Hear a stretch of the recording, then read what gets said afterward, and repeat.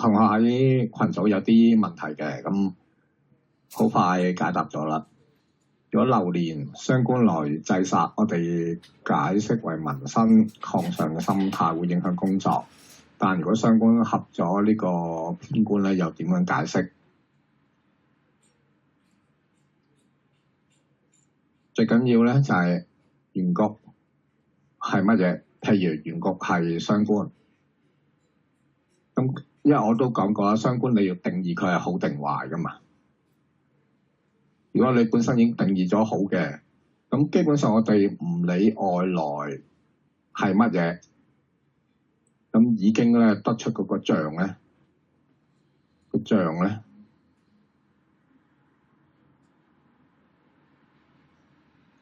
係咪呢個象啊？唔知啦，個象就係空嘅，因為喐到你原局嘛。記住原局嘅嘢就最緊要嘅。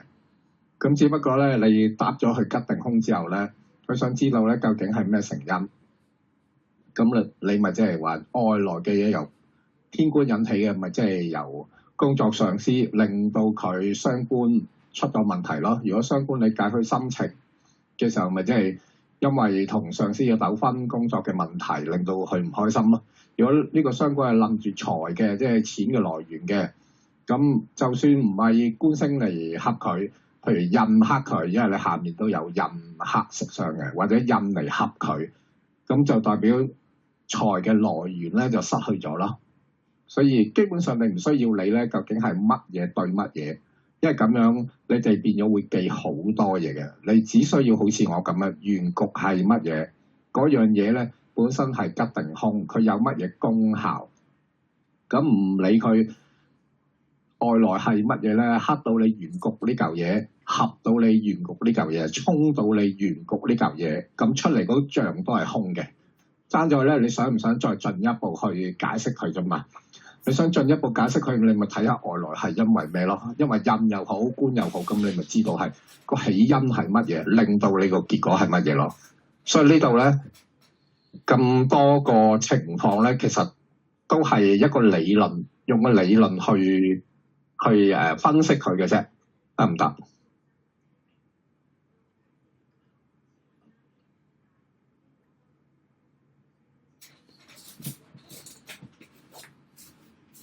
阿 Sir， 我想問，咁傷官合殺都可以解呢個我想得到權力地位㗎嘛？係咪啊？傷官合殺，因為你要睇翻你原局嗰個乜嘢被合咗，呢個真係緊要嘅。原局好嘅嘢被合定係壞嘅嘢被合？壞嘅嘢被合，你就呈現一個吉象咯。因為如果你就咁講，譬如傷官合殺咁樣咧，因為我又唔知道究竟個傷官係原局定係個殺係原局，我又唔知道咧原局嗰嚿嘢好定壞，所以比較難去答你吉定空咯。哦，咁譬如話個傷官本身已經喺我嘅原局裏邊啦，但係個殺咧就唔喺我原局嘅，無啦啦大運或者流年鬥出，係咁嘅情況。如果一般嚟講咧，產生合個作用喎。傷官嚟講都代表好嘢嘅，除非你本身如果傷官制緊殺，咁就唔好嘢㗎啦。如果你本身個傷官冇乜特別咧，總之唔係克住個殺咧，咁即係你後來任何嘅嘢嚟克住佢、衝佢、去克佢都好咧，咁都係代表你一好容易做錯嘢啦、判斷失準啦，或者個人唔開心啦，或者個錢嘅來源咧就窄咗啊、弱咗啊咁樣咯。師傅啊，嗰個 case 咧其實係一個重世界嚟嘅，咁佢咧就係佢喺個日主嘅即係側邊喺個天干嗰個位，日干嘅側邊咧就兩邊都係官殺，即係應該係偏官嚟嘅，咁就嚟嘅時候大運咧就嚟咗個傷官，咁所以咧就係咪如果係咁的話，就應該係本身原局就係一個吉象嚟㗎啦。咁跟住就因為有一啲嘅思想或者點樣就影響到個工作，可唔可以咁樣論咧？都係冇錯。如果係重格咧，偏官仲要喺日元左右，呢個係好緊要，一定係一個關鍵、好重大嘅喜用神啦、用神嚟㗎啦。跟住個傷官外來傷官嚟克佢、衝佢、合佢都好啦，一定係工作出咗問題嘅。好，唔該師傅。到畫面呢個啦，以上八字辛金大運是否會破財？咁有咁嘅情況，即係你寫埋出嚟就最好講嘅，因為可以講其實咧八字咧相同，譬如相同呢四粒字咧調一調咧，已經係又係兩回事嚟，即係可以係天同地嘅一個分別嚟㗎啦。佢呢個先分析啦，個月木咧呢個係財星嘛，係咪？對於庚寅日元嚟講，但係大家可以睇到咧，呢個財星咧係咪好遠啊？同佢關係咧唔密切㗎，所以呢個財咧好唔穩實。當個辛金大運一嚟盡克佢咧，佢呢啲錢咧係會完全冇晒嘅。但係咧，如果呢度調一調啊，即係簡單嚟講，一定會破財嘅。但係如果將個月咧擺同個木咧互調咧，又唔同咯喎，因為佢本身有月金合啊嘛。辛金走過嚟一衝佢咧，係會衝到佢，但係咧唔會衝走晒。所以呢個就係即係我成日好強調，你最好俾個八字我就可以咁細緻去講咯。所以冇錯，就咁你呢個形容咧，佢一定係破財嘅。咁後來個癸水通唔通到關咧？太遠啦，通唔到嘅。不過如果以通關嚟講係通唔到啊，但係咧始終個癸水咧，即係佢呢個八字有兩手準備，就係一佢有個財星收入，二佢個人咧都有一啲手藝技能啊，有啲橋啊係可以幫佢揾錢嘅。所以咧佢冇咗財星咧，雖然佢收入差咗，但係咧佢起碼都叫做咧肯做咧都仲有收入，不過又冇錢剩咁解嘅。即係話咧，正確嚟講，呢個癸水唔係幫佢通關，個癸水喺個日元係幫到佢繼續揾到錢，但係相對咧比較難剩錢啦，因為呢個傷官唔係生緊財，如果傷官生緊財咧，佢就容易剩錢嘅，係呢個效果啊。阿 Sir， 咁係咪即係個癸亦都係個個根嘅保護神咁解啊？係，如果當個根受傷嘅時候，個癸係可以反克嘅，係保護神嚟嘅，以日元嚟計。好唔該。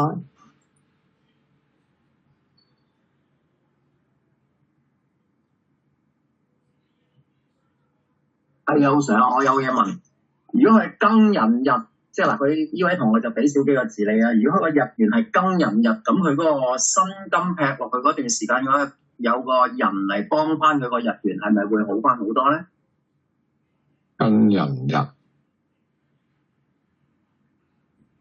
庚寅日，哦，當然啦，因為個辛咧盡克個月木都好咧，你個人本身其實佢咁樣講啊，佢本身咧揾到錢咧，最大筆錢咧就係個夫妻宮呢個人啊，嗰個月木咧佢其實有冇人被沖，即係有冇嘢嚟沖佢，佢唔係太妨礙。呢度咧可以睇成咧佢咁嘅情況，佢揾錢咧7成咧係喺個人嗰度，3成咧喺個月嗰度，所以佢最多揾少咗，但係唔妨礙佢好主要嘅收入嘅。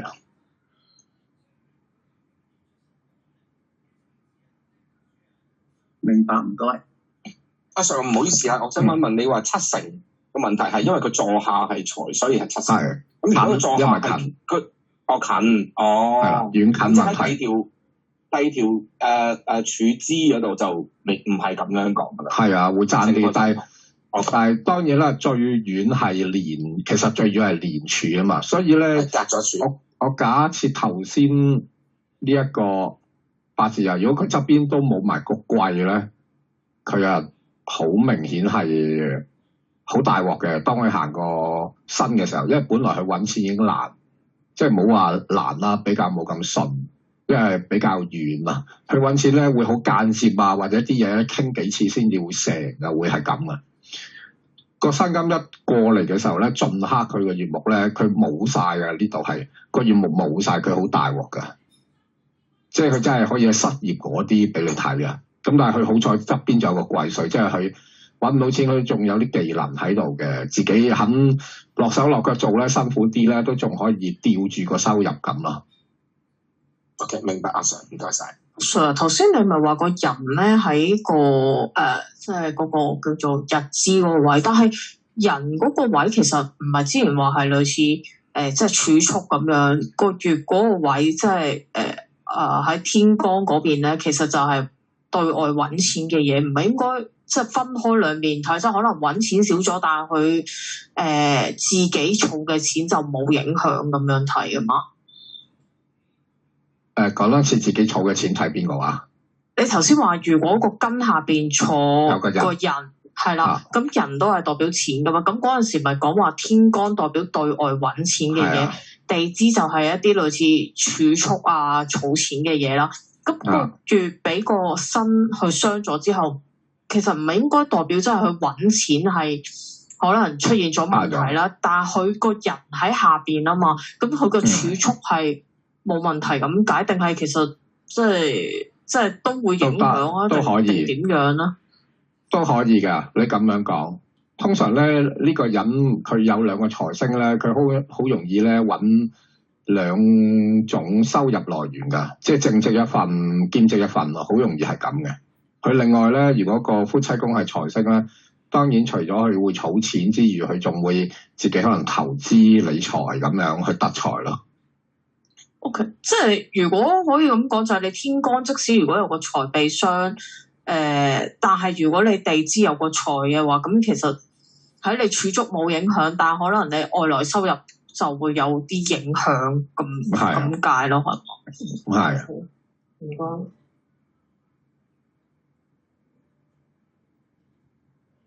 好，跟住除咗濕神，除咗講六親咧，有冇話即係如果冇仔女咧，寵物睇食傷係嘅，咁可以再解答埋其他關係嘛 ？OK， 官殺除咗上司、女命、老公，可唔可以當下屬嘅？唔得嘅，因為男命先咁樣講啦。照講翻女命咧，嗰個下屬啦，男女命都係嘅。總之記住啊，下屬員工佢。總之嗰個角色咧，佢係幫緊你，不管你自己做老細又好，啲員工幫緊你揾錢嘅，所以一定係食傷嘅身材啊嘛。或者咧，你個部門你係上司嘅，你嘅下屬，佢都係幫緊你個部門去，即係幫緊公司揾錢嘛，都係睇食傷嘅。以前嚟講咧，工人咧，股市工人咧係可以當貨物去買賣嘅，做買賣。如果以前計財星嘅。但係嚟到依家咧，就唔係咁嘅情況咧。咁點咧？我覺得都係當食傷咁睇咯。OK， 跟住劫比咧，除咗兄弟啦，仲有公司裏面嘅 partner 啦。跟住可唔可以話找數俾對方嘅 supplier 或者工廠嘅？有分㗎咯喎。因為如果 partner 嚟講咧，就一定係劫比，因為分錢㗎嘛，同你即係應該冇 partner 係唔使分錢㗎啦。咁但係如果涉及到咧對外有錢銀嘅瓜葛咧，一定係同財星有關。好簡單啦，我唔理 supplier 又好，你買原料買乜乜都好啦，供應商點都好嘅，佢一定會收你錢噶嘛，係咪？咁佢收得你錢嘅，如果假設佢俾個折頭你咪變相你賺咗啊！即係你喺啲原材料買嘅時候，佢俾個佢半價買俾你，其實你可以睇成呢個係一筆生意㗎啦，咁你已經係賺多咗㗎啦，咁好直接呢啲就係一定同財有關，所有客人都係財嚟嘅，記住。總之你同外間嘅人咧有錢銀瓜葛咧，你唔需要理佢究竟嗰個唔係最終嘅客人，定係中間嘅即係供應商、材料商、批發商定乜乜咧，總之佢要收緊你錢，供應啲嘢俾你，咁呢啲一定係財星嚟㗎咯，因為你可以從佢哋身上咧。佢俾折頭你賺到佢錢嘛，或者你自己賺嘅錢多咗啊嘛。好 ，OK。阿 Sir， 唔好意思，我想問清楚咧，食傷呢一樣嘢咧，我講寵物啊，係咪唔分男女命食傷都係當用食傷嚟睇寵物？係啊，都係。OK， 第二個問題就係啱啱嗰個關係，如果係兩夫妻拍住上去營商嘅時候。咁佢又係比劫嘅關係，又係當男命嚟講就財同自己嘅關係，咁女命嚟講就官殺嘅關係。咁佢可以係咁嘅究竟係邊種關係？會唔會係去到公司就係比劫關係，翻到屋企就係財或者官殺關係？翻到屋企一定係照跟嘅，照跟噶啦。咁嗱，如果係兩公婆，因為係。嗰個叫咩啊？婚姻係大過佢哋做生意嘅關係噶嘛，所以都係按照平時咁樣去論咯。我當觀察咁睇嘅咯。係啊，即係當裁判咁睇，係嚇都係裁判咁睇咯。係嚇。OK，知道。高 Sir 唔好意思，我啱啱 send 咗個出嚟，可唔可以睇埋？嚇。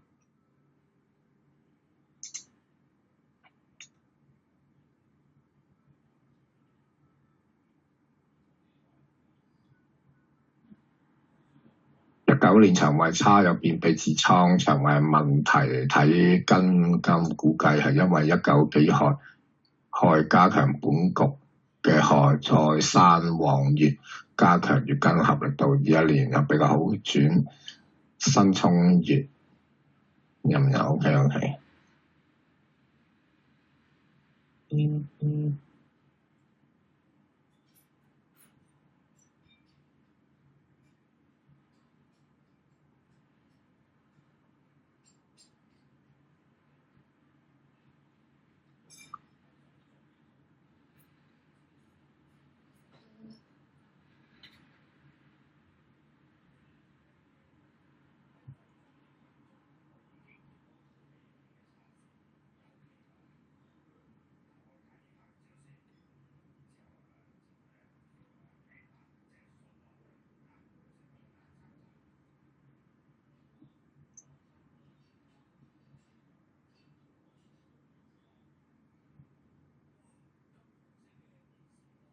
係啦，都係個水身旺咗個木，更加合住個根金啦。當佢21年好轉嘅時候，因為個身衝咗個月啦，衝甩咗個月，所以個根咧回復翻。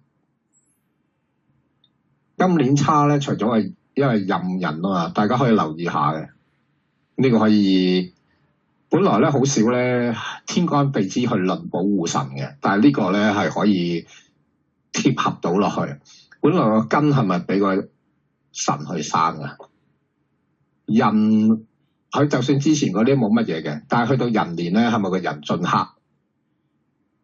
克個神土啊？咁上面個壬又係生個月咯，連個根咧嗰個保護神都冇埋，所以今年又特別差咗，係咁嘅情況啦。咁如果係要擺八字風水，使唔使擺埋個神啊？好，一陣間咧呢個筆記咧，我哋今堂就講八字風水噶啦，咁就可以喺你呢度着手嘅。其實咧可以攝咗去個月木都得嘅，淨係搞個月木可以搞個月木，因為不管你水嘅年份、木嘅年份都好咧。都係增強咗個月木啊嘛，個幫兇，所以咧搞掂呢個幫兇佢，搞掂個月木佢。咁其實佢呢個病，你睇埋下兩處大運，佢都要孭埋呢20年咯。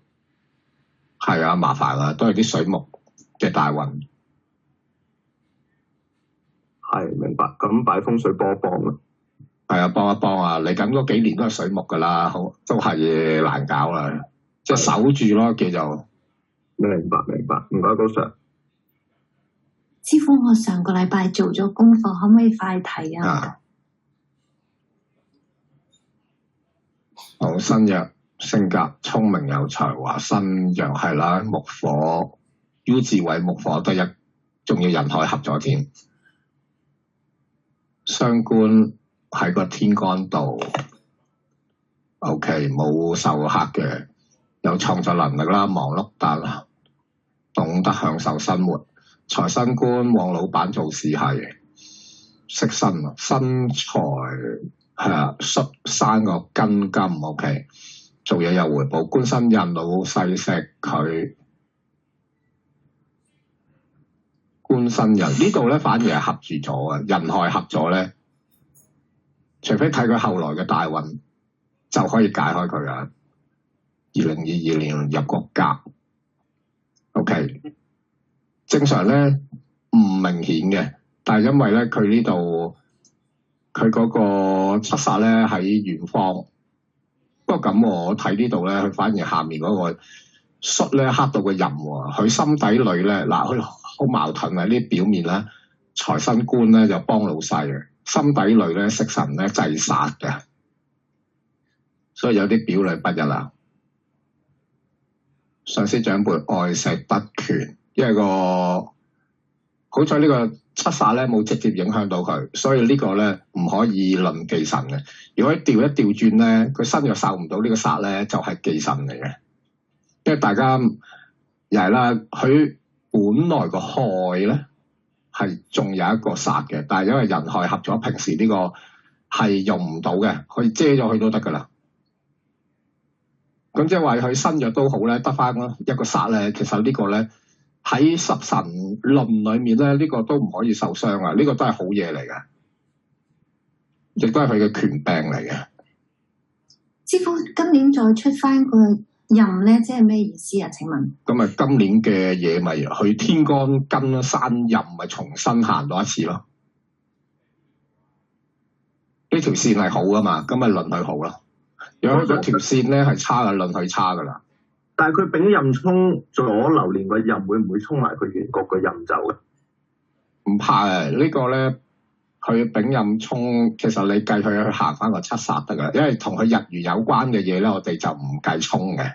論翻個即係等於個偏財啫嘛。好多如果係嘅係啦，陽日元有好多咧行偏財都係衝嘅。咁咧如果日元行翻偏財，我哋就論佢偏財就唔用衝嚟形容嘅。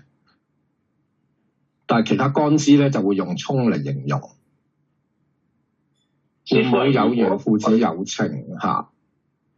師傅話：如果嗰個庚同埋個任咧，佢兩個位置上面係調轉咗，個解釋上邊係咪會有唔同嘅？係啊，有唔同噶啦，佢變咗差噶啦。如果個任喺呢度嘅，你直接論佢咧，身又受唔到呢個任咧，佢事業唔好啊，佢好幫公司，但係公司老細咧成日對佢好差噶啦。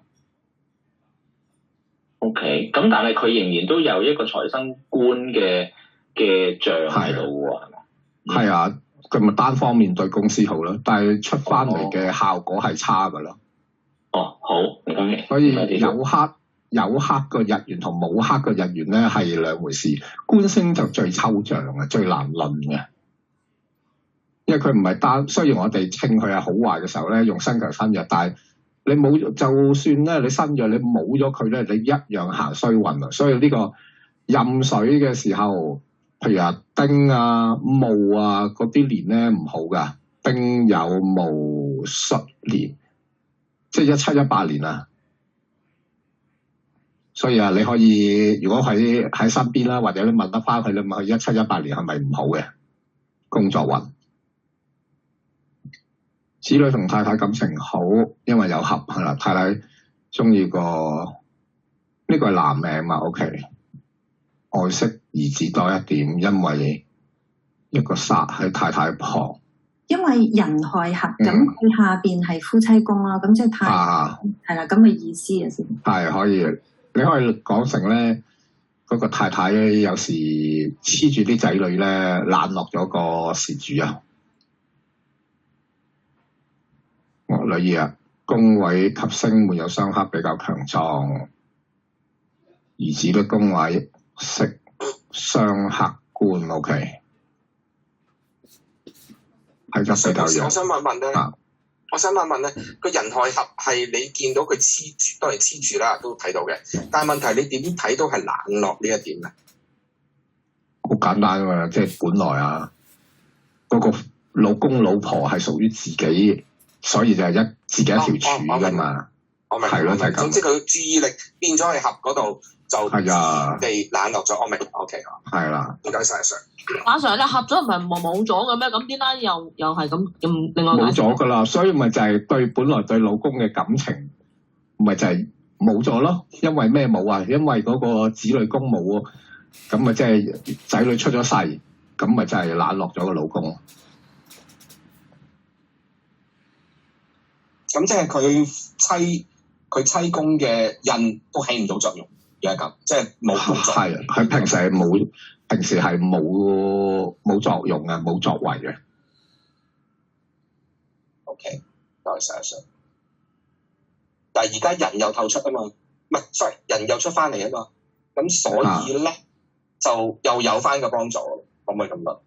今年咪更加嚴重啦，行翻個人咪個人害咪合反。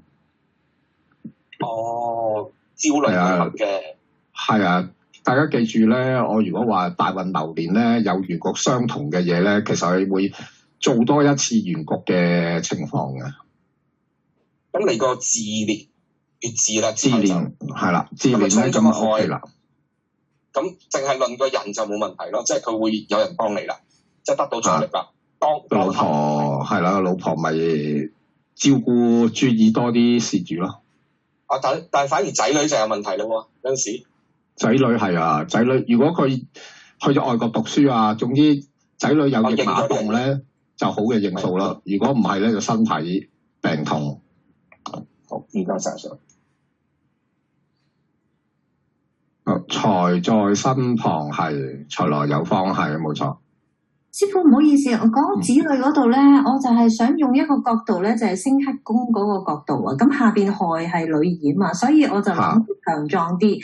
咁上邊咧就類似星克宮，所以個男孩子就身體弱啲。咁樣呢個角度 O 唔 OK 啊？睇 OK 啊 ，OK。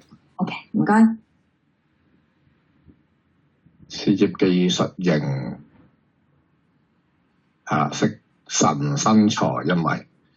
跟住相識客觀，中意同管束自己人拼搏嚇。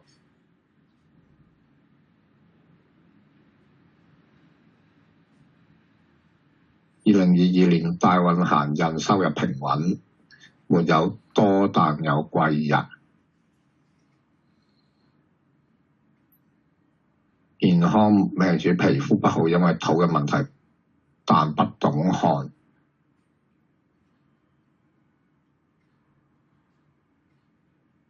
由細到大都係皮膚有問題定咩啊？都係啊！我諗7、8歲嗰陣時都已經係，直至現在都有。直至現在都係有啊。嗯。皮膚佢係咩類型啊？濕疹定乜嘢啊？濕疹。濕疹。即係唔係普通濕疹喎？即係中度。係。因為你問我咧，濕疹就唔係皮膚嘢嚟嘅。有冇皮膚啊？濕疹咧就係總之就係你啲腸胃嘅問題嚟嘅。咁即係土啦，但係我又諗過都唔係好諗到。好。嗱，可以試佢係咪啦？因為土最驚木啦。今年人年，今年有冇嚴重咗？年年都係咁上下，即係有傷口又難埋，即係都係好乾，手指都係好多傷口咁，鞋咯都係。你呢個傷口問題會唔會同下邊糖尿病有關啊？都有關嘅，不過佢好細個已經成日痕啦，即係。個身痕啊、手痕啊嗰啲。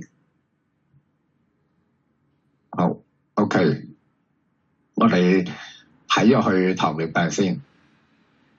丙戌丁亥係啦，因為佢個水嘅問題啦，佢個壬本身已經不存在嘅，所以個壬嘅時候咧，咪丙戌年咪沖佢咯，跟住個丁又合佢個壬咯。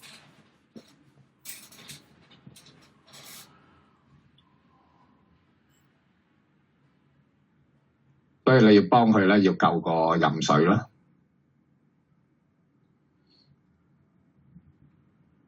好，就係咁。壬水即係北方喎。壬係啊，壬子貴嘅位置啦。喺個廳壬子貴嗰度嗰個睇先，水生木。唔係，放個風水輪都得噶啦。風水輪。OK。唔該，師傅。阿 Sir，我想問咧，你頭先咪講話個壬水咧，如果俾土傷咧，咁佢嘅工作運咧就會有問題啦。咁如果我行去呢個位置嘅時候，壬水俾土傷嘅時候，我唔翻工，我就可能做生意咁樣，咁會唔會反而好啲咧？佢做生意啊，做生意。即係我就避開咗，我工作運唔好啊嘛，咁我做生意就應該好似唔再係睇即係土黑水呢樣嘢㗎嘛，好似係咪再次講？咁我就可能可以係啊，好啲咯，係嘛？係啊，可以咁講。做生意係上次好似係話睇財，係啊，睇財星。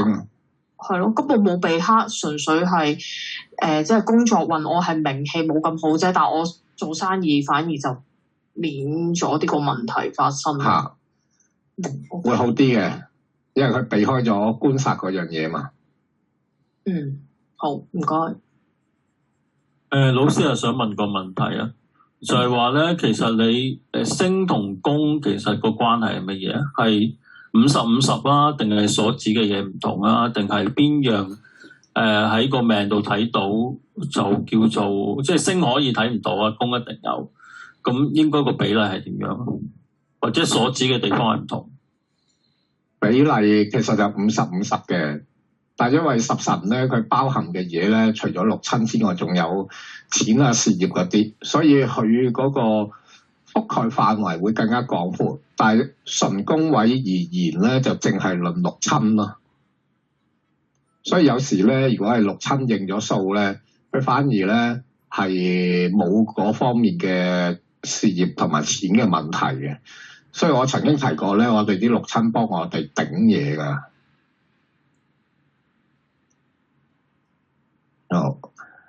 咁即係咪論咗星，見到星係點樣，然後先睇個宮，定係星可以咁講啦？星咧好多時咧係一定應嘅，宮位咧你都仲要稱埋個星有冇相同嘅情況，除非個宮位真係傷得好緊要啦，咁就佢都會獨立去應嘅。我明白，係八字風水啦。十神我哋依家就搞清楚晒啦，所以個十神代表咧就大家自己睇都得噶。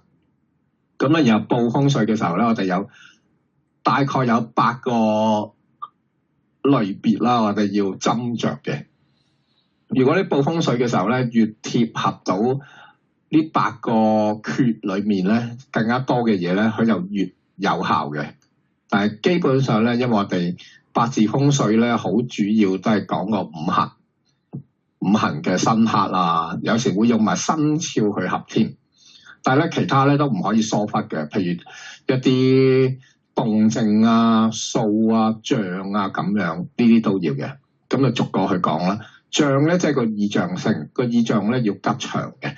如果咧有親一啲人有關嘅嘢啊，譬如擺和合咁去，即係擺啲和合，要擺公仔咧，佢擺個麥兜，咁啊好容易吹個豬兜翻嚟噶啦。咁呢啲咪有人形嘅嘢，個意象要好咯。跟住如果啦又有獸形嘅嘢，譬如12生肖咁樣，因為我哋係可以用12生肖去報風水。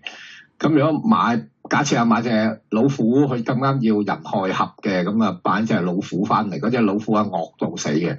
咁佢係會有人亥合嘅效果出嚟，但係咧佢同時亦都會衍生咗其他嘅風水煞出嚟。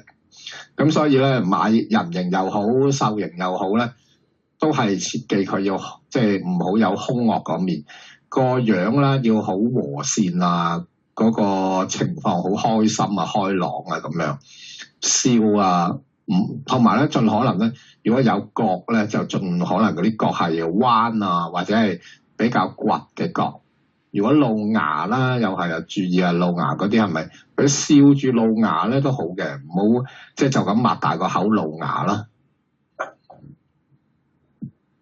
同埋依家咧，因為好多風水上嘅錯誤傳聞，例如啦，有啲人話我見過咧，有人咧擺副棺材喺架車嗰度嘅，因為我唔知嗰啲係究竟做殯儀想俾人知道啊，定係佢因為有所謂咧，棺材係升官發財嘅意思咁樣，因為我聽過係有人咁樣擺出嚟嘅。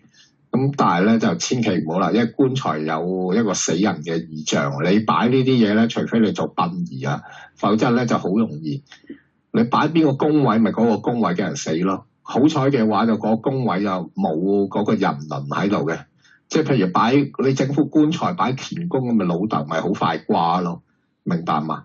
另外啦，以前上一代好中意揾仙人掌嚟擋煞㗎，咁仙人掌佢四面八方都係刺嚟噶嘛，咁啊就算即係話佢擋到煞啫，但係佢自己本身都會啲刺咧，個煞氣都會吉到入屋嘅，所以呢啲亦都係好多即係話題性嘅嘢咧，就坊間有好多嘅，多不勝數啊！但係即係真係識得風水，好顧全大局，好全面咧，就比較難。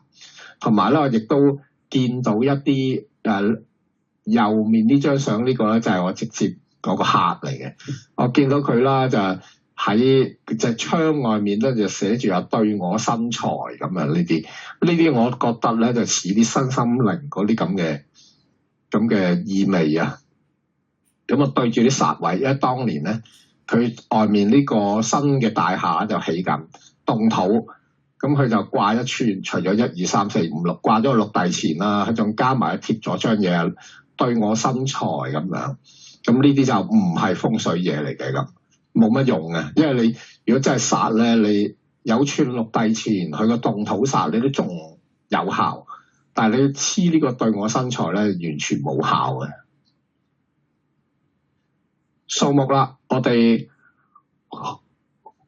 好常接觸嘅咧，就係一個落書數。例如啦，譬如話，好似頭先個六帝錢咁樣，因為六呢個數咧就係600咧都係屬金，600因為乾卦啊嘛，屬金，所以就話攞個六帝錢嚟化動土煞、五黃煞、二黑煞咧。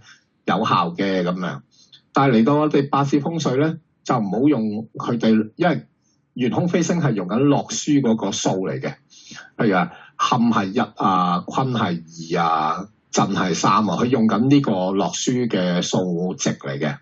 但係我哋八字風水咧，就係用緊24-3，唔係用緊八卦宮位，亦都唔係用緊落書宮位，所以就唔好用落書數。我哋反而咧，如果大家真係要用啊，跟翻10天干個排序同埋12地支個排序，咁睇右邊呢個表就得噶啦。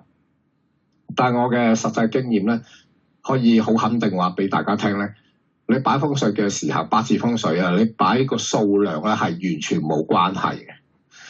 佢真係有關係係咩咧？一係佢個 size 好大，即係你寧願買大啲。譬如假設啦，我頭先話啊，我要嗰個壬水受傷。啊，唔係啊，要嗰個壬水啊，係嘛？嗰個壬係啦，嗰個壬係啊，講錯係嘛？哦，你嗰個壬啊，係啊，壬啊，個壬受傷嘅咁樣，咁我要補助佢嘅，我係咪要擺9個風水輪喺度咧？咁梗唔係啦，擺一個大大地已經夠噶啦。好啦，大家明白啦喎。咁地支一樣咁嘅，我哋教學嘅時候咧係可以話啦。你譬如有啲簡單啲啦，譬如話要擺辛金嘅咁樣，辛金咧又可以代表咧一啲零錢啊、散銀啊嘛。你擺8個，你咁去教學咧係完全冇問題。但係咧嗰個人咧，佢可能擺一個大嘅大金錢，已經個效果係好過去擺8個散銀噶啦。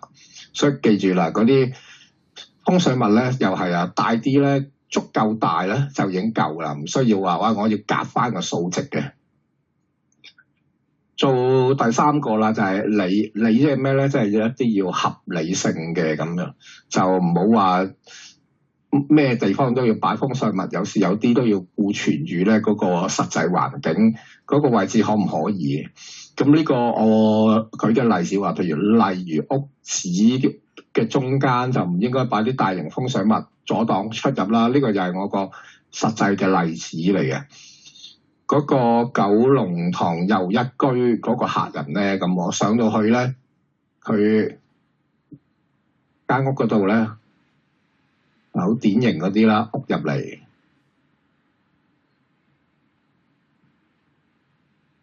跟住一個廚房側邊，跟住之後就廳嚟嘅。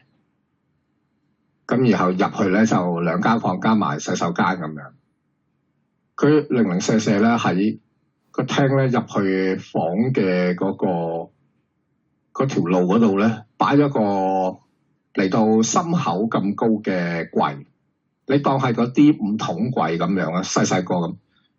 上面最緊要啦，上面擺咗一個咧立體嘅金字塔喺度。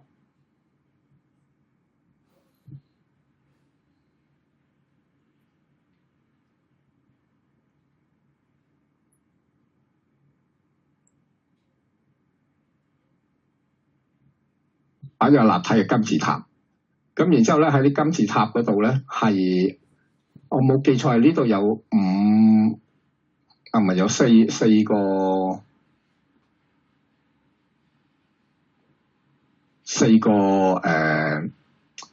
特別嘅嘢喺度，然之後寫住呢度咧就係南面，呢邊啊西面，跟住後面係北面，跟住東面咁樣。咁我見到咁神奇，一睇你仲要擺正喺嗰個出入房嗰條路嗰度喎。我話呢嚿嘢有乜用啊？直接指，跟住第一樣嘢話師傅唔好掂啊咁樣。我話唔係，我淨係問你呢樣嘢有乜用啫咁樣。跟住個客咧好唔好意思咁講，呢個咧係可以跟翻個方位咧去領咗屋企嗰個坐向嘅咁樣。跟住我又係好串嘅，一句筆埋去，有冇效啊？跟住佢唔出聲，我就冇效就劈咗佢啦，冇用嘅。跟住我問翻，即係搞掂晒嗰啲風水咯。我問翻呢嚿嘢邊個叫你整啊咁？佢話佢師傅啊，後來咧原來佢就係即係收，我唔知係密宗定乜嘢啦。即係佢嗰個師傅咧就順便幫佢睇埋風水，就話嗱擺嚿咁嘅嘢咧可以領到你屋企咧就倒山倒向嘅咁樣。咁梗係冇效啦，咁樣，咁呢啲就係合乎常理咯，即係你正常你都唔會叫人喺間屋嘅中心嗰度啦，係擺嚿咁大嘅風水物喺度，因為你可能坐地，即係你核突啲，你擺地下你都冇咁礙眼，即係冇咁阻礙你出入啊！你最多出入你攬過去啫嘛，側邊攬過去，你仲要整個櫃仔喺度，上面擺呢個金字塔啊，非常之阻礙出入啦。所以合唔合乎常理呢樣嘢都要考慮埋，即係唔可以話我唔好意思，阿 Sir，我想問佢如果咁擺咧，係咪阻咗自己嘅氣嘅流通咯？係咪你大門係財進位嚟噶嘛？咁你咪阻住財入嚟咯？會唔會有咁嘅效果？係會有咁嘅情況嘅。係，OK，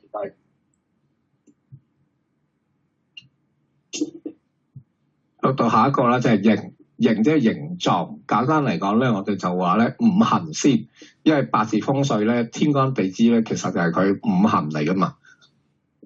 所以啊，根據個形態，我哋分五行。例如啊，圓形嘅屬金啦，譬如好似呢個太空館嗰啲建築物嘅，你窗外見到太空館咧就係屬金噶啦，呢座建築物。仲有嗰個科學園係嘛？我唔記得科學園定科技園啊。嗰度咧都有隻金蛋係會議室嚟嘅，嗰隻金蛋又係屬金啦。咁我又係喺嗰度睇個風水喎。嗰個客人咧，佢雖然叫我上去睇咧，係睇科技公司啊，但係咧兩公婆做老細啊，兩公婆 run 啦嗰間公司。嗰隻金蛋咧就喺窗景嘅右面，跟住我就指住太太講話：我話咦，你成日讀書噶喎，你讀埋啲書咧都係認受性幾高嘅，同埋幾貴嘅咁樣。跟住佢老公話：係啊，讀珠寶讀咗10幾20萬啦，咁樣就係咁樣講啦。跟住三個咧就屬火，然後咧高身嘅長方形咧屬木，扁身矮身嘅長方形咧屬土，多浪咧就屬水。另外咧呢個形狀咧，我哋仲有所謂咧呼形喝象，例如獅子山啊，獅子山其實係一個好空嘅山嚟嘅。你要住喺下面咧，你嗰隻窗望到佢咧，越近咧係好麻煩嘅，因為屋企嘅人啊嗰個脾性咧個性太強硬，呢個此其一。第二咧就好容易有一啲癌症啊，輕則咧都係一啲腎石啊、膽石嗰啲㗎。所以獅子山下咧唔係一件好事，啲人成日話獅子山下一個奮鬥嘅故事咁樣。再落嚟啦，另外有啲山咧就有某啲形態嘅，譬如右下角呢張相咧，我哋叫做筆架嗱，香港個筆架山咧就土形山嚟，唔係真係筆架山嚟嘅，即係啲人又係唔識，因為個筆架山我哋九龍個筆架山咧就係平扁嘅平山嚟嘅，屬於土形，所以佢下面嗰啲咧就係咪就係九龍塘豪宅區啦？因為土形咧係主富有錢嘅，而正式咧筆架咧係應該有最少有兩個凹位俾你浪筆上去先為之筆架山。咁講明筆架梗係文昌咧，吹學業啦。再落去啦，就係二路啊，二咧即係意思，阿 Sir 唔好意思，我想問下咧，頭先你講話打開窗見到嗰隻金蛋就係屬金啦，咁明嘅，即係嗰個形係入翻去呢個即係三角形啊圓形嗰度啦，但係有冇話其實嗰個窗係咩方位睇到嗰樣嘢先至係應啊，定係還是乜嘢方位？總之打開見到就係嘅啦。打開見到就係噶啦，同方位冇關係嘅。哦，明白。二咧即係望到，唔好意思，如果出邊望到咧，嗰個係三角形屬火嘅，咁喺左手邊，咁係咪即係男主人係咩意思啊？即係左手邊係啊，男主人啦，係啊，係咩意思啊？三角男主人咪太有個性啦，有脾氣啦。過咗50歲後咧，係啦，火爆啦。過咗50歲後要注意心血管毛病咯。咁如果再見到水嘅就火同水咪撞咯。唔好去放心啊！你如果再見到水咧，你要睇到水，因為金木水火土咁多個形態咧，火咧就唔好理佢好唔好先，佢負面一定會出嚟嘅。係啊，咁其他嗰啲咧，我哋就要睇佢好定壞啦。壞先認壞，好就認好嘅。但係火咧，佢就算好咧，佢都衰嘅嘢，佢必定會走出嚟嘅，好衰嘅。阿 Sir， 我有個問題，我想問一問嗱，譬如話你啱啱講到金蛋嘅問題啦，咁金蛋佢圓形啦，再係金色啦，咁假設啦，咁如果係喺我屋企嘅對位，即係西邊，咁啊冇問題啦，因為佢已經屬金啦，仲要係西邊。咁如果佢啱啱好呢個金蛋係喺我屋企坐向嘅東面喺正位，咁啊有冇一個金木交戰之意喺裏邊啊？佢如果個正式嘅問題咧，反而係金色嗰度大啲問題，因為顏色係好應金屬呢樣嘢嘅。如果喺東面就確實，即係佢正式傷咧，係因為嗰個金色傷到個東面震宮。就唔係圓形嗰個問題咯。OK， 即係佢完全係一個屬金嘅物體喺我嘅東面，咁就可以形成金木交戰之象。係啦，有咁嘅意思嘅。OK， 明白。係，唔該晒。二啦，通常咧就應喺啲字畫嗰個字嘅意思嗰度。譬如啦，花開富貴嗰啲就好嘢啦。咁記住喎，呢樣嘢又係我啲個案嚟嘅。咁我好多年前啦，上去師弟屋企咧，一去搬咗去新屋，一打開門口咧，對正幅牆咧，畫個樣俾大家睇。打開門口，佢嗰度咧要轉一轉彎，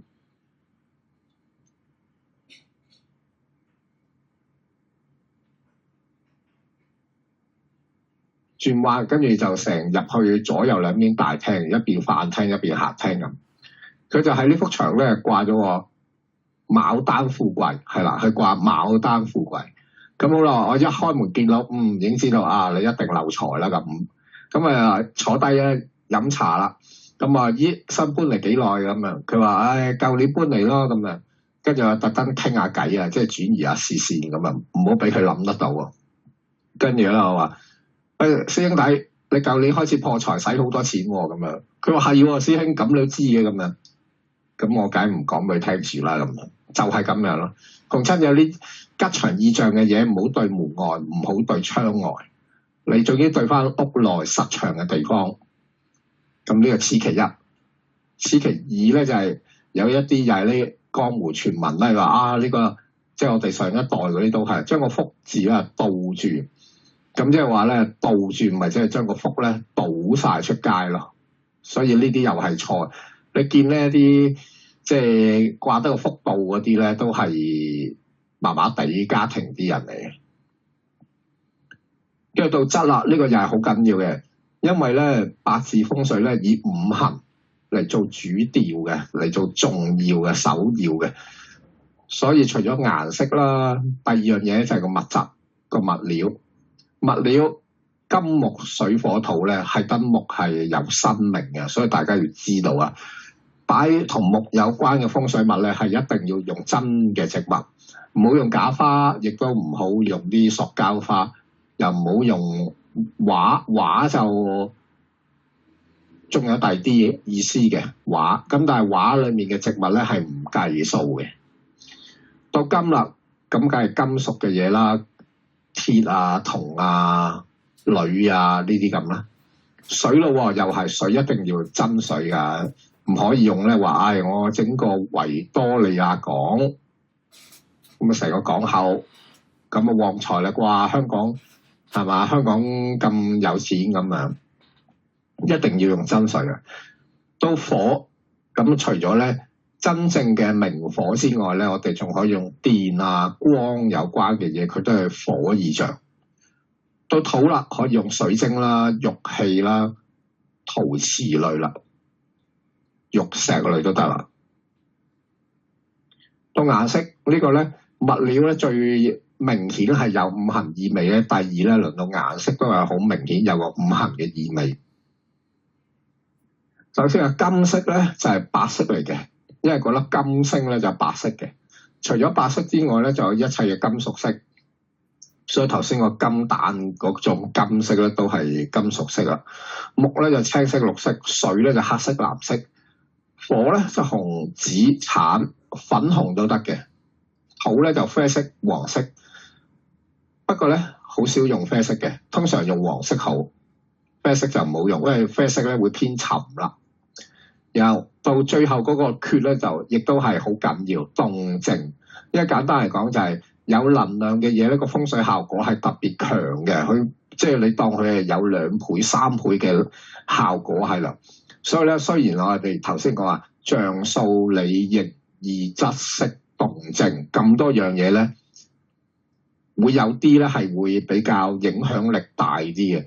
我首推咧就係動靜先嘅，咁啊其次嗰啲就係嗰個物質、個質料同埋顏色啦。呢3樣嘢咧就係好緊要。咁當然其他嗰啲象數理啊、形意呢啲咧就係配上去啦。即係話雖然你話譬如我擺件風水物有動態啦，即係顏色又啱啦，嗰個物料又啱，點知咧嗰件風水物可能個意象性係好空嘅，擺咗隻獅子喺度嘅咁你一樣會影血光啊！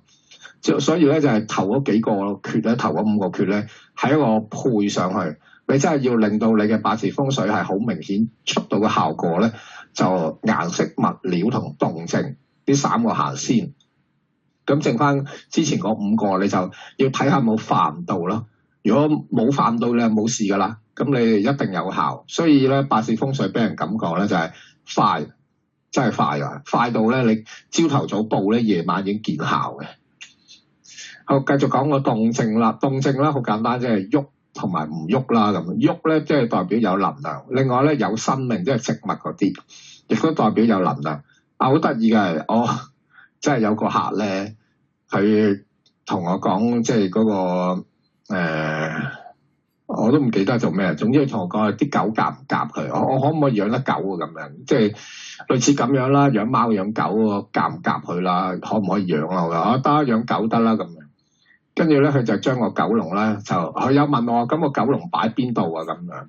咁啊得啦，你咪擺翻喺個宿位度咯。咁佢將個狗籠擺翻個宿位嗰度，咁樣做啊。不過好多年前啊，呢個 case 啊，有生命嘅嘢係咪狗？你擺個狗籠喺度，等佢瞓覺咧，翻返去個狗籠瞓咧，係咪有生命啊？所以喺度咁樣當咧，呢啲叫做風水啦。呢啲都唔知叫咩風水啊，咁係特別有效嘅。咁另外啦，有動能嘅嘢啦，譬如水啊、電啊、光啊、火啊呢啲，全部都係有動能嘅，又係特別有效。靜態嘅風水物咧，佢都有效，不過咧當然冇動態咁明顯。咁你唯有咪擺大個啲咯，同埋佢會可能會要長少少時間啦。另外咧，植物有生命就係動態，風水輪因為啲水會喐啊嘛，魚缸亦都係嘛，魚缸有魚喺度，或者火電光都係動態嘅。其他啦，水晶啊、玉石，因為土咧屬土嘅嘢咧，就係代表咧佢本質係凝聚不變嘅。五行裡面咧都有啲係，即係譬如金就凝聚啦，土就不變啦。水咧就係向下流啦，火就向上啦，木咧就係發展出嚟嘅，即係有5種類型嘅形態，係得個土同金咧係代表不動咁嘅意思。師傅，請問流水器如果有波波咁樣流水咧，同埋頭先你所講嘅風水輪咧，好似車輪轉嗰幅圖咁咧，係咪有分別？我會講個水流嘅方向嚴重啲。你有波波咧，可能你係四邊咁流噶啦嘛。你風水輪咧，好多時都可以向住一個方向流，呢個緊要啲嘅。OK， 明白。好，跟住立極嗰度緊要啲，我想講咗先。我哋咧最緊要咧就係睇，因為好簡單嘅，我哋點樣擺風水啊？我哋用八字風水咧，其實有兩個情況。一，你係可以用八字風水去講人哋屋企發生咩事嘅斷事啦，即係。二咧就係報風水啦。咁你不管咧報風水又好啊，你或者係講人哋屋企發生咩事都好咧，其實都係涉及到咧，你要個平面圖裡面吸個立嘅尺落去，吸個24°落去。咁啊，你吸得個24°咧，你必須要定咗屋企嘅中間、中宮、中心點嘅位置。咁所以呢個中心點你定嘅位置咧好緊要。咁但係有個問題就係，即係我哋依家啲屋咧就唔似啲村屋咁啊，方方正正咁樣啦。你如果揾或者啲舊樓啊，啲舊樓好多都方方正正啊。依家啲新式樓宇咧，尤其是李嘉誠嗰啲樓咧，就真係三尖八角。你定中宮就好麻煩，同埋佢好多涉及咧突角、缺角咁樣咯。咁所以特別喺呢度咧，你先講俾大家聽點樣分個突角、缺角，即係突咗出去定係凹咗入去啦咁樣啦。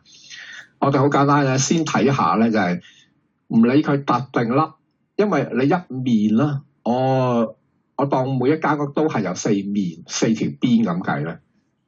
我譬如呢個咧，我要分析佢個上面呢度，佢可能有少少又突咗出去，有啲咧中間又凹咗啲，跟住咧右邊又突啲啲咁樣。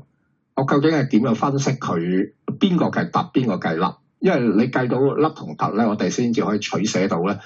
我攞佢個範圍攞幾多嘅，咁啊直接嚟攞右邊呢個圖。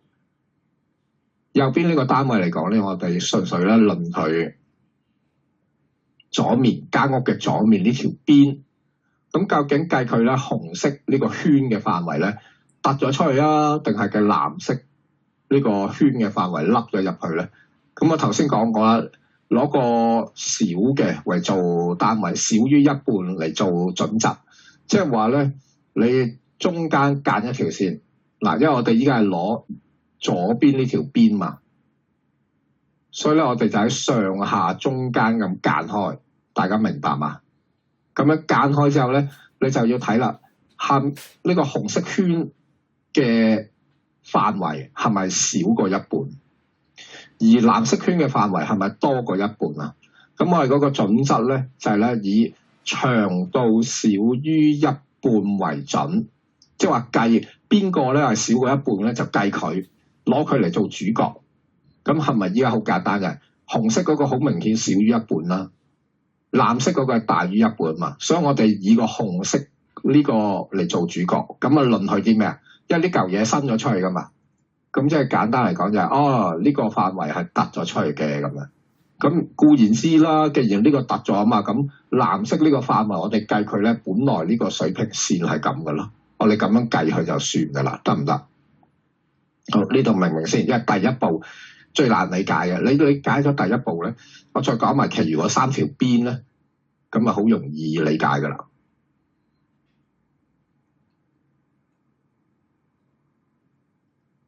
好，唔難啊，係咪我繼續咯，我哋睇下頂呢條邊啦。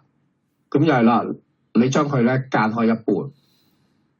咁你究竟計咧，佢藍色呢度呢個範圍咧係伸咗出去，即係突咗出去，定係計紅色呢個？哇，凹咗好多啊，凹咗入去好多啊！我哋究竟咧係攞邊個嚟做主體咧？咁又係攞翻個少於一半，好明顯咧就係紅色呢個範圍少於一半，所以我哋知道咧呢度係成個缺角嚟嘅，呢個係缺咗角。當我哋吸咗個立極尺咧，呢個位置你要講佢係缺角嘅咯，得唔得？咁啊，相對就容易啦。好，到下面嗰條邊啦，咁基本上呢個咧又係將佢間一半啦。你已經見到又係呢個輪到藍色圈係少過一半，所以呢個一定係計缺角噶啦。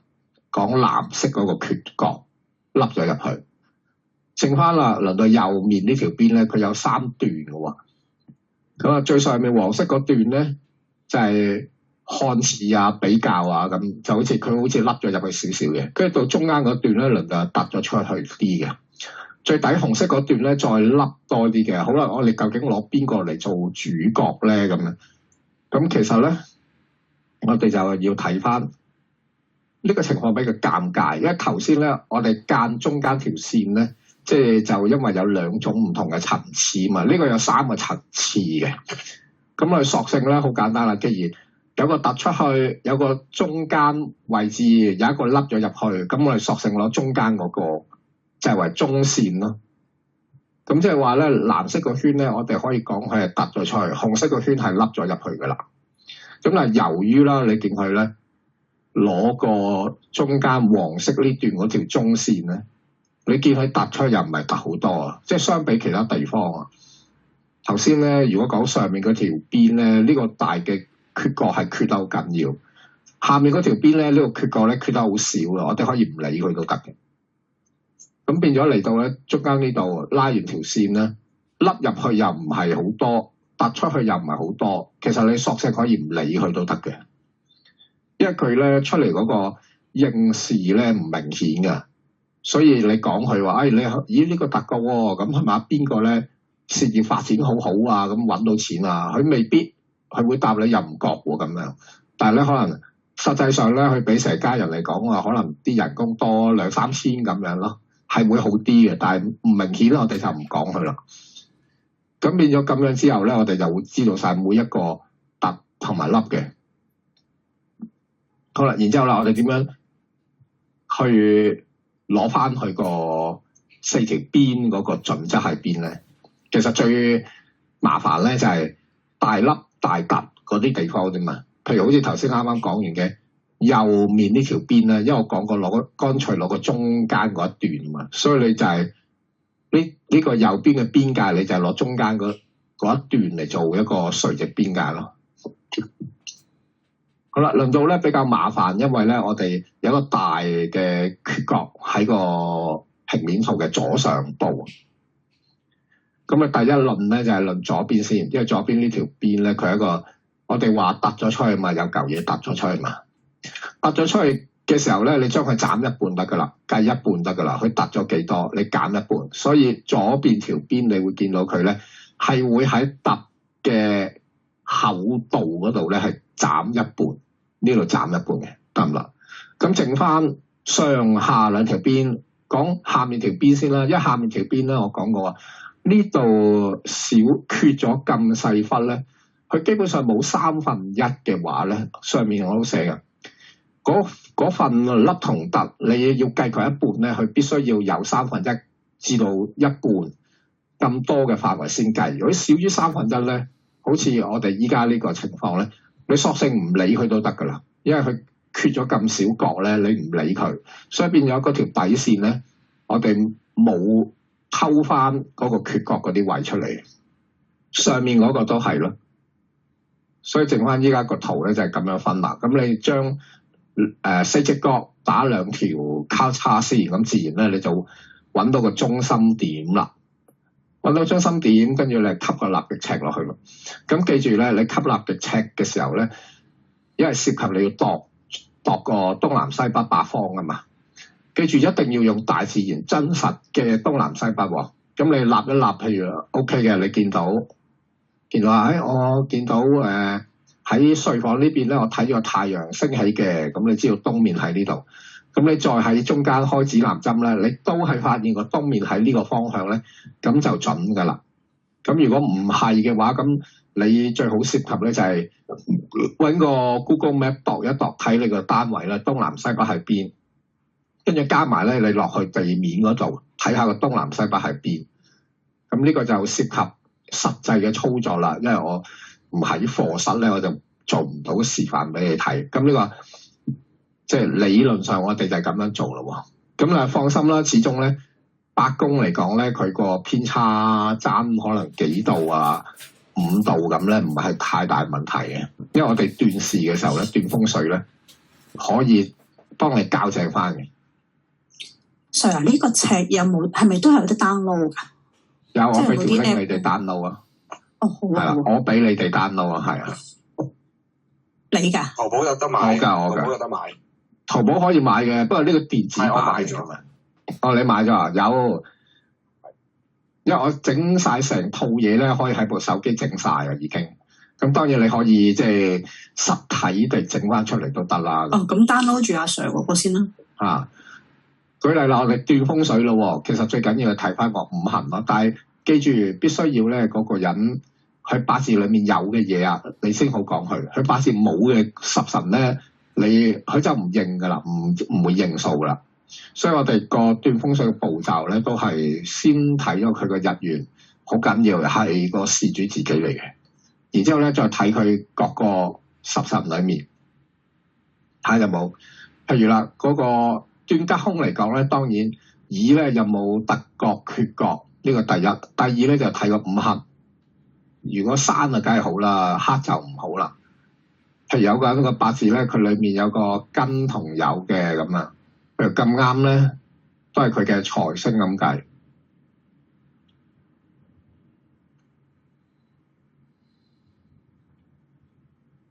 咁啱兩個都係佢財星。點知一入呢間屋咧，見到咧金同酉咧就去咗個廚房地方。廚房屬火啊嘛，咪火克住呢兩個金咯。所以佢一住入嚟咧，佢發覺個財運差咗嘅。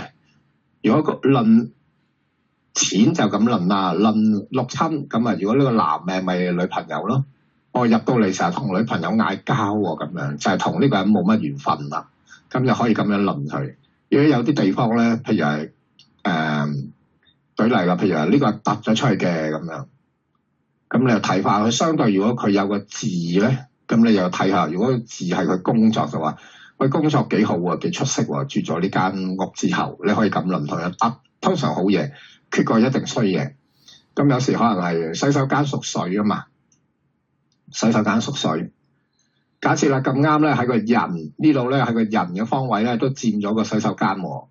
咁今次嗰個人咧輪到係佢嘅工作咁樣，咁水生木嘅時候，佢又係住咗入嚟工作咪好咗咯。我哋就咁樣生克去論佢，其他咧泄啊嗰啲咧冇咁明顯嘅。講生克同埋突角缺角咧，就最應數嘅。斷風水就咁斷。到擺風水咧就一樣，但係我哋好多時因為如果成間屋咁計啊，咁我哋唔會話喂嗰個係有個人位落咗廁所，我想再加旺佢咧，我喺個洗手間或者去到間房嘅呢個角落位置，我擺風水物，咁咧就呢個涉及咧技術上咧就冇咁好用嘅，唔可行嘅。變咗咧，我哋斷風水咧就全屋計，但係擺風水咧，我會建議大家講咧，有兩類型嘅地方會擺，一類咧就係成個廳去計，一係啦喺個廳咧嘅中宮咧擺個立極尺落去，分翻24/3，譬如一樣啦，個人位喺呢度嘅，你就喺梳化，就可能梳化近少少位咧，就擺一啲咧水生木嘅意象，旺翻個人木啦。第二類咧擺風水咧就係擺入房。如果嗰個人佢話，因為遇到有啲就係我屋企人咧係基督徒嚟嘅，唔擺粒風水，我擺入房嘅咧只可以。咁啊，你喺房嘅中心點，又係吸個立極尺落去，揾翻個人位又係啦。你可以放個水中植物，咁亦都可以吹到嘅相對嘅嘢。所以斷風水咧以成個平面圖嚟做，擺風水咧可以喺廳或者間房度擺。好，大家明白。阿 Sir 想問下咧，我想問，女同學你問先啦。哦，唔好意思，我想問下，咁而家你睇一啲即係 flat 咧，就係冇嗰個柱或者係樓梯啦。但係如果係 house 嗰啲，啱啱嗰個位有條柱嘅，咁係咪即係唔睇嗰個位啊？定當係冇咗嗰個位啊？定係還是都係一個意象啊？嗰啲位置，即係梯、樓梯或者係柱嘅話，全部都睇㗎，都係意象啊！樓梯嗰啲代表驛馬咯。哦 ，OK。如果嗰個人個日元落咗個樓梯，咪同佢講話你驛馬動啊，咁辛苦命咁啦。哦，因為有啲房即係譬如公司嗰啲房都有時會無啦啦嗰隻角係一個條柱嚟噶嘛。咁嗰個都係冇乜嘢講，條柱冇乜嘢講嘅。哦 ，OK，係啊，知道。到男同學。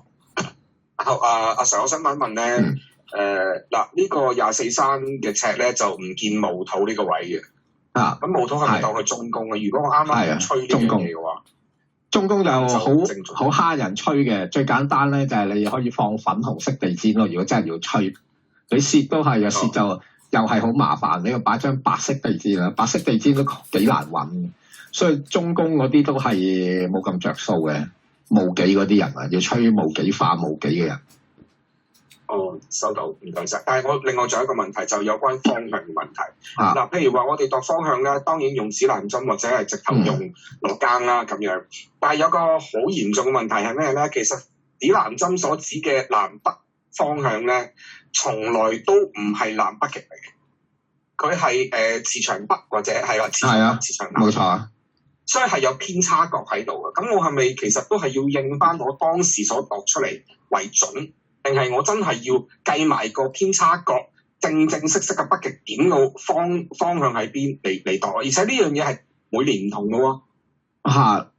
所以啦，你用翻個大自然嘅磁場咁樣去做，就唔好理嗰個即係嗰啲咩地軸啊，嗰啲咩南北極唔好理，因為我哋攞住個指南針就係因為磁場導致嘅。咁嗰個磁場其實點樣嚟嘅咧？就係我哋個地球裡面嗰啲熔岩啊，因為熔岩裡面有好多流鐵嘅，咁個地球揈嘅時候咧，自轉咧，佢就會將啲熔岩揈到去兩個端嗰度。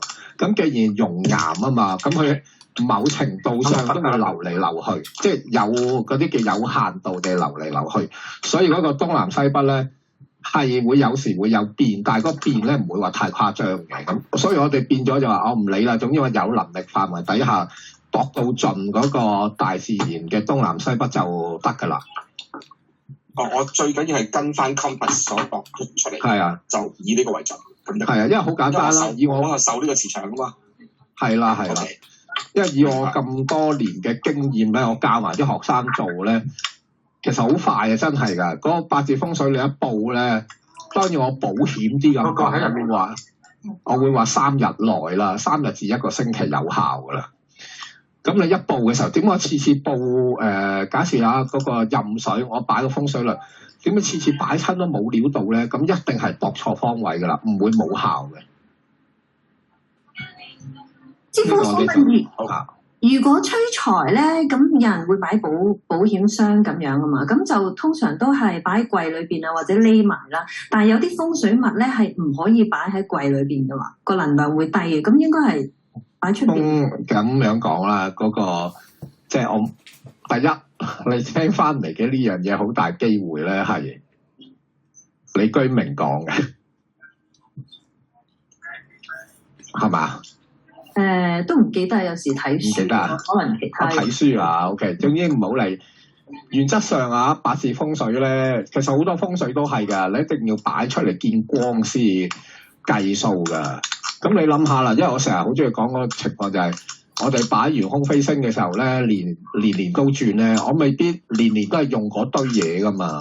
咁我有啲譬如舊年唔用吹完風水嘅玄空飛星用嗰啲風水物咧。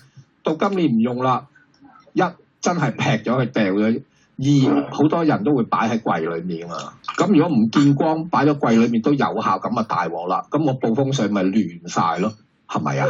其他嘢 OK，咁但係保險箱咧？